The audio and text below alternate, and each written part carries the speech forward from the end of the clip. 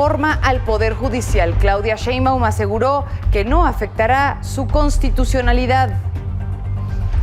Y el Senado aprobó que el salario mínimo siempre esté por arriba de la inflación. Le cuento qué sigue para que se publique en el Diario Oficial de la Federación. Inició el registro para la beca de aprovechamiento del bienestar. Hoy le digo las fechas para que no se le pase.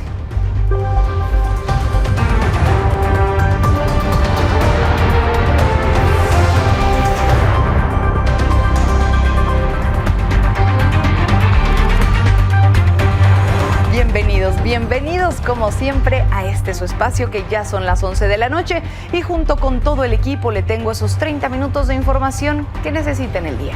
Mi nombre es Paola Barquet y así arrancamos. Paola, a partir de mañana, ya hoy aquí en Florida, todos contando las historias y los detalles en todas las pantallas de Milenio y de Telediario. Así que Paola, bueno, te envío un saludo desde aquí, Weston, Florida. Gracias, Ángel Hernández. Estamos pendientes de ustedes allá en Florida. Ahora, a pesar del riesgo de permanecer en la zona afectada, como se lo mencionaba hace un momento, hubo un sector que no fue desalojado. Es el caso de la cárcel del condado de Manatí, que alberga a más de... Mientras tanto, y como resultado también del paso de este huracán, pero por territorio mexicano, en Yucatán, 4 pescadores que fueron reportados como desaparecidos ya regresaron con sus familias, pero 2 embarcaciones más siguen perdidas. Omar Brito, nos tienes los detalles.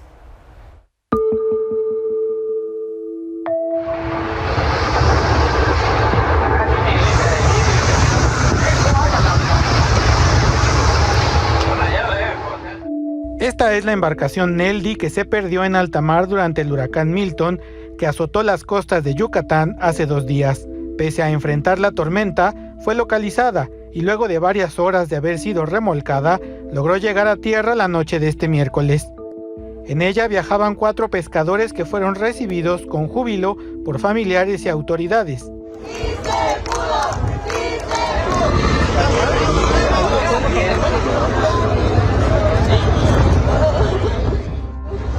Horas antes, la madre de 2 de ellos, Cristian de Jesús y Charbel Yusafet, se enteró de que habían sobrevivido. Esperó a que llegaran a puerto para recibirlos con flores. Pues para mí fue un milagro. Yo hoy digo que ellos volvieron a nacer y volvieron a nacer, ellos luchando allí para poder otra vez salir victoriosos de esa tormenta. Paramédicos de la Cruz Roja revisaron sus signos vitales sin detectar nada preocupante. La noche del miércoles, Peyuxa 3 fue remolcada a Puerto Caleta con otros 4 pescadores. Ahora los habitantes acusan a las autoridades de no entregar la ayuda que hace falta para rescatar a los que faltan, pues 2 embarcaciones pesqueras aún están a la deriva con 8 personas. Si la lancha de la Marina, ¿dónde están? Por eso tenemos la lancha de la Marina, que salga la Marina a buscarlo. Pues mi hijo anda afuera, mi hijo todos los días nos engaña que ya viene y nunca vienen. Ahorita vamos a ver cómo lo hacemos nosotros, vamos a pagar gasolina y vamos a salir. Así va a ser. En este momento el puerto está cerrado a la navegación y es por eso que no se han hecho otros tipos de esfuerzos de salir a la búsqueda, ¿no? La Marina solo ha realizado recorridos aéreos y eso ha enojado más a los pobladores.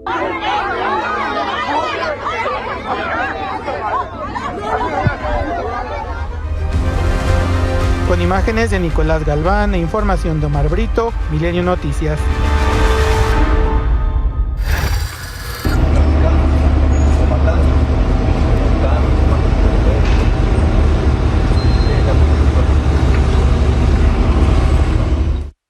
Así fue como vimos ayer al titular de la Sedena, el general Ricardo Trevilla Trejo, y Omar García Harfuch recorriendo Sinaloa. Pero la visita de este Gabinete de Seguridad Federal no frenó la violencia en el estado. Se lo digo porque a unas horas de la salida del territorio de ambos, se dieron al menos 10 hechos violentos.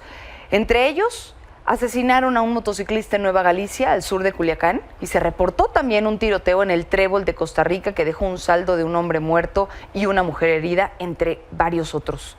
Aunque las autoridades están prometiendo reforzar esas estrategias, la realidad es que Culiacán vive con temor todos los días de nuevos actos violentos.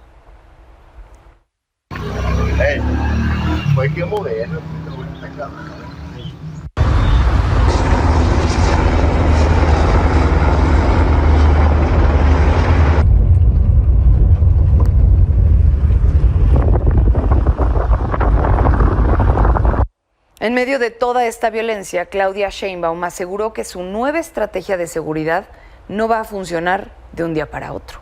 Así lo dijo. La estrategia de seguridad va a funcionar. Eso no quiere decir que sea un tema de un día a otro, pero va a funcionar. Y vamos a estar informando y cuando haya problemas también lo vamos a informar porque aquí hay transparencia total. A propósito de la seguridad, de acuerdo con fuentes federales, desde el 1 de octubre la Secretaría de la Defensa Nacional desplegó 360 agentes de la Guardia Nacional y 300 integrantes del Ejército Mexicano para brindar seguridad en Michoacán. Con este personal se hacen recorridos de seguridad sobre las rutas limoneras, a las empacadoras y se proporcionan también escoltas a los camiones que transporten el limón desde los campos de producción. A 8 días de haber implementado la estrategia, se han detenido a 8 presuntos delincuentes y asegurado 10 armas de fuego. Pero ahí mismo, en Michoacán, Guadalupe Mora, hermano de Hipólito Mora, el ex líder de las autodefensas en el estado, rindió protesta como jefe de tenencia en La Ruana. Ahora él va a dirigir la comunidad que está en el municipio de Buenavista. Guadalupe Mora va a representar por 3 años a su comunidad y se comprometió a mejorar los servicios y la seguridad para evitar los enfrentamientos y los ataques en la zona. El activista dice que no tiene miedo de recibir la encomienda y además se comprometió a recorrer todas las calles para garantizar el bienestar de sus habitantes. Ciudadano Guadalupe Mora Chávez, de Felipe Carrillo Puerto, La Ruana.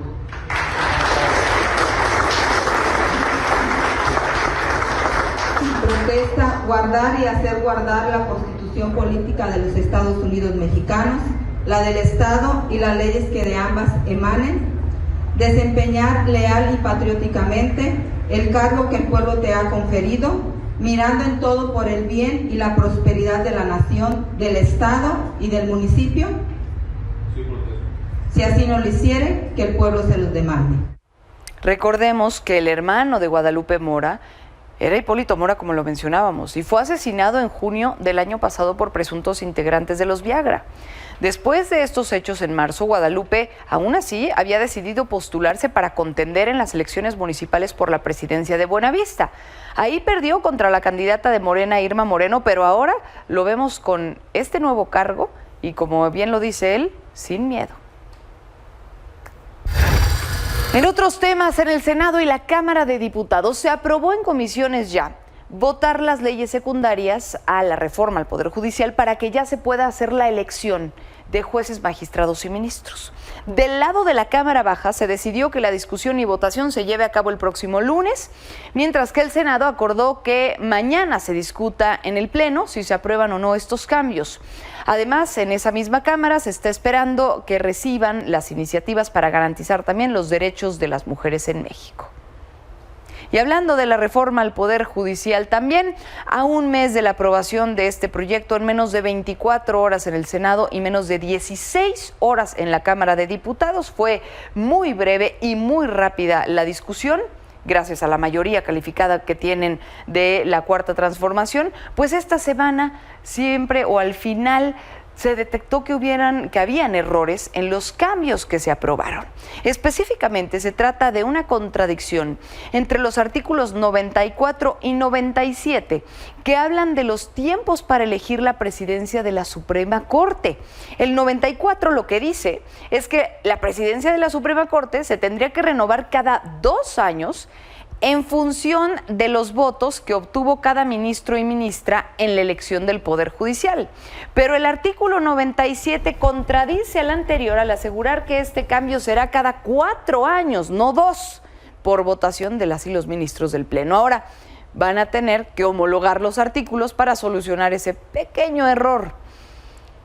Recordemos precisamente de cómo Claudia había hablado o cómo Claudia habló el día de hoy al respecto de todo esto. No implica ninguna invalidez de la propia reforma ni la elección de los jueces, así como está. Y entiendo que es solamente un caso en donde los tiempos no concuerdan en una y otra situación, pero no se revisó previamente cuando se envió y bueno, hay que corregir esa parte, pero de todas maneras no invalida la reforma. Pero en contraste a estas declaraciones de la propia presidenta, a finales de agosto ella había criticado a los estudiantes de Derecho, quienes exigían frenar la reforma al Poder Judicial, y les dijo que mejor leyeran con atención esta propuesta que hoy, pues más bien esta semana, se descubrió que tiene errores de fondo. Yo lo que les recomiendo es que lean bien la propuesta que hacen los diputados. Hay mucha... En el nombramiento de los jueces no es un asunto de carrera judicial. En cambio, sí, un estudiante de la Facultad de Derecho que cumpla con los requisitos y pase por las comisiones que van a definir quiénes van a ser los que pueden participar en una elección, pues pueden participar. En este contexto de la reforma al Poder Judicial, hoy Marco Cortés, el dirigente del PAN, le lanzó un reto a la bancada de Morena para que ahora se busque que también el titular de la Comisión Nacional de Derechos Humanos sea elegido por voto popular. Presenté ante la mesa directiva del Senado de la República una iniciativa para que la titular de la Comisión Nacional de los Derechos Humanos sea electa con el voto popular de las y los mexicanos. Cosa muy distinta a este proceso de elección de ministros, jueces, magistrados, que ocupa cierto nivel de tecnificación, capacidad, no solo popularidad. ¿Qué le parece esa propuesta? Que ahora también la titularidad de la CNDH sea elegida por el pueblo. Mientras tanto, el PRI presentó un recurso para declarar inconstitucional esta reforma al Poder Judicial de la que también hablaba el PAN. Además, van a enviar otro para las modificaciones a la Ley General de Procedimientos e Instituciones Electorales y a la Ley de Medios de Impugnación. Esta reforma no mejorará la justicia y, por el contrario, se trata solo de un intento del oficialismo por controlar al Poder Judicial. ¿Cuáles son nuestros argumentos que hemos planteado ante la Suprema Corte de Justicia? Primero, por vicios al procedimiento legislativo, la falta de deliberación pública por parte del Poder Reformador. Hablando del PRI, hoy Manlio Fabio Beltrones confirmó que no va a abandonar su partido, pero sí se va a apartar de cualquiera de las decisiones que tome la dirigencia nacional de Alito Moreno. Me aparto, me separo de las decisiones que tome esta dirigencia con la que no comparto puntos de vista, en específico el de la reelección. Creo que esto le hace enorme daño al PRI. Yo me quedo en el partido del sufragio efectivo y no reelección.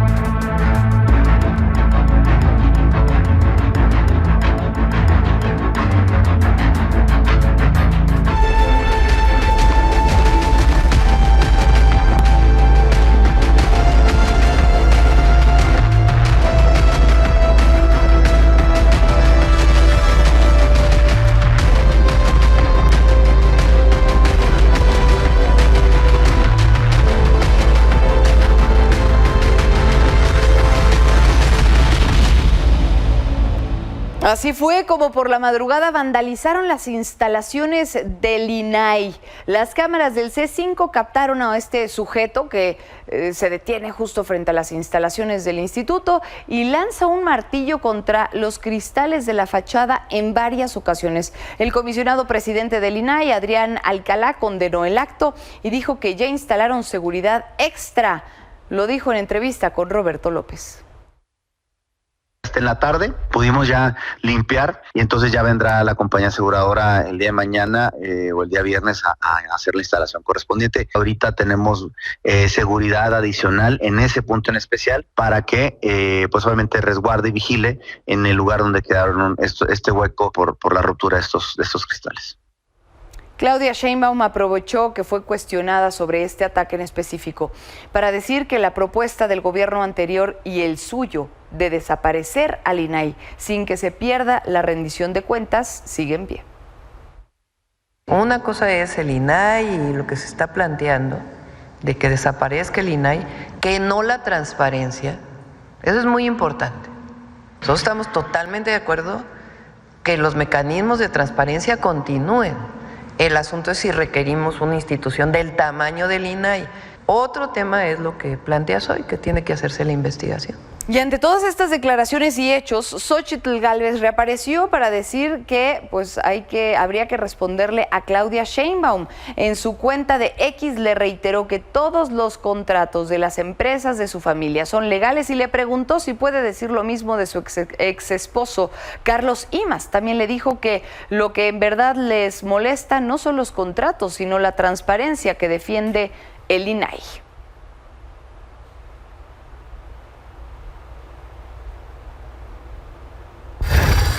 Vamos a otros temas. El Senado aprobó la reforma constitucional que garantiza que el salario mínimo no quede por debajo de la inflación.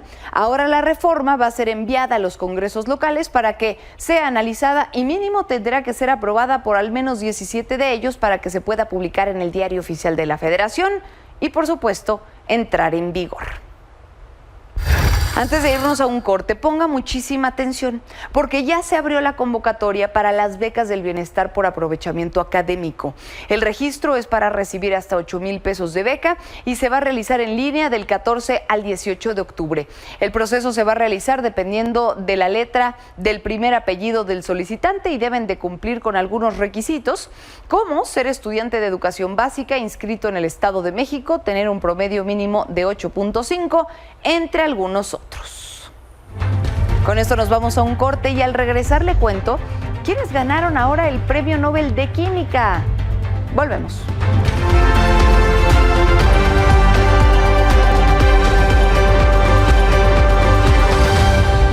Víctor Hugo Michel, ¿qué vamos a poder leer mañana en El Impreso? Siempre tu espacio, te escuchamos.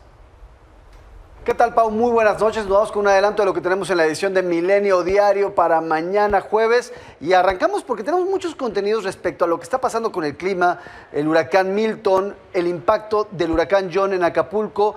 Te cuento, Pau, porque la primera nota con la que abrimos es una crónica que nos da nuestro enviado Ángel Hernández. Lo tenemos precisamente allá en Tampa. Él está cubriendo el impacto del huracán. Él nos está narrando qué es lo que está pasando allá en esta parte de Estados Unidos, en la península de Florida. Un relato de primera mano de cómo se vive el impacto de uno de los huracanes más devastadores de los últimos 100 años, de acuerdo al presidente Joe Biden, nuestro enviado especial Ángel Hernández. Vinculado también a esto, hicimos un reportaje, nos metimos a analizar las bases de datos de la Conagua y Rafael López elaboró una base de datos en la que presas del país se encuentran en este momento por encima del 100% de su capacidad. Las lluvias copiosas de las últimas semanas, derivadas de las tormentas tropicales, de los huracanes, han llevado a que estas presas se encuentren ya desbordando. 10 más se encuentran muy cerca del límite. Un reportaje que nos habla de estos extremos que estamos viendo en nuestro país. Pasamos de la sequía ahora a este exceso de agua en distintas presas en varias partes del país. Y para terminar, una nota que nos manda nuestro compañero Roberto Valadez en la sección de negocios. Habló con el presidente de la Cámara Mexicana de la Industria de la Construcción, Luis Méndez, quien nos cuenta que las fuertes lluvias de John, de este huracán que golpeó Acapulco, dejaron un retraso del 50% en la reconstrucción del puerto. Eso después del impacto de Otis el año pasado. Es decir, lo que ya se había avanzado se frenó porque ahora John echó para atrás estas tareas de reconstrucción. Se tienen que hacer evaluaciones de drenaje, de caminos, de infraestructura. Le llovió sobre mojado a Acapulco, Pau. Parte de lo que tenemos en la edición de este jueves. Muy buenas noches. Buenas noches, Víctor Hugo Michel. Para irnos bien y de buenas, en un gran avance para la ciencia, la Academia de Suecia le otorgó el Premio Nobel de Química a David Baker, John Jumper y Demis Hassabis, a ellos por haber desarrollado un modelo de inteligencia artificial que ayuda a predecir las estructuras de las proteínas. Con este avance, los investigadores ahora van a poder comprender mejor la resistencia a los antibióticos y crear imágenes de enzimas. Todo el avance puede ayudar en campos como la salud, la medicina, la tecnología y la sostenibilidad. Gracias siempre por acompañarme. Nos vemos mañana a las 11. Descansen.